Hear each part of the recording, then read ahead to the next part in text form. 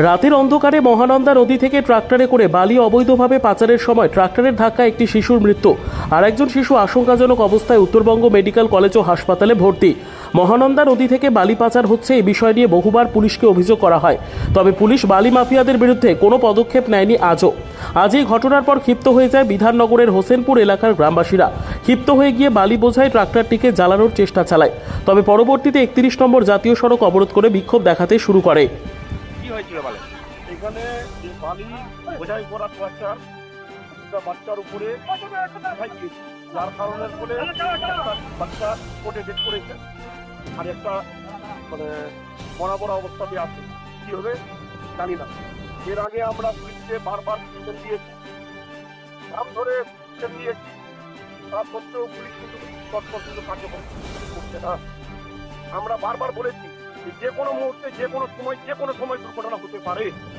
আজ তার পরিণামটা আমাদের সামনে কিন্তু আমরা দেখতে পেলাম যে দুটা বাচ্চার এখানে অ্যাক্সিডেন্ট হয়েছে, একটা স্পট করে অলরেডি এখানে। তার সঙ্গে সঙ্গে এইবার এমন অ্যাক্সিডেন্টটা হয়েছে যে মাথার থেকে বগসটা পর্যন্ত বের হয়ে গেছে।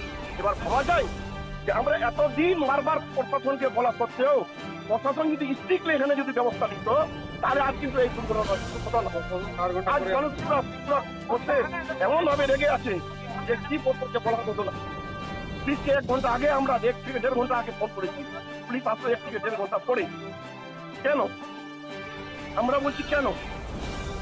একদিকে আমাদের মানে যে বালি পাচারকারীরা বারবার অবৈধভাবে বালি তুলে নিয়ে যাচ্ছে, এদিকে রাস্তায় দুর্ঘটনা হচ্ছে। পুলিশকে বারবার অভিযোগ করা সত্ত্বেও পুলিশ যদি তৎপর যদি না হয়, তাহলে আমরা পাবলিক কি বলবো? রাস্তায় আমাদের নামতে হবে বাধ্য হয়ে। আমাদের করার কিছু নাই, আমরা প্রশাসনকে জানাতে পারি, তার আগে আমরা আমাদের আর করার কিছু নাই। পুলিশ কেন কাজ করছে না কি মনে হয়? পুলিশ কি কারণে কাজ করছে না, এর কারণটা পুলিশের জবাবটা দিবে। কি চাইছেন এখন? কি চাইছেন? আমরা চেয়েছি যে এখানে পার্মানেন্টলি যাতে অবৈধ বালি পাচারের ব্যবস্থাটা যাতে বন্ধ হয়। এর আগে আরো ছোট মোটো একটা দুর্ঘটনা হয়েছিল, ওটা কিন্তু মানুষ ইগনোর করেছে, বারবার প্রতিবাদ করেছে। কোথা থেকে বালি তোলা হচ্ছে? বালি এই যে মহানন্দা থেকে বালি তোলা হচ্ছে। কোন জায়গায় ঘটনাটা ঘটেছে?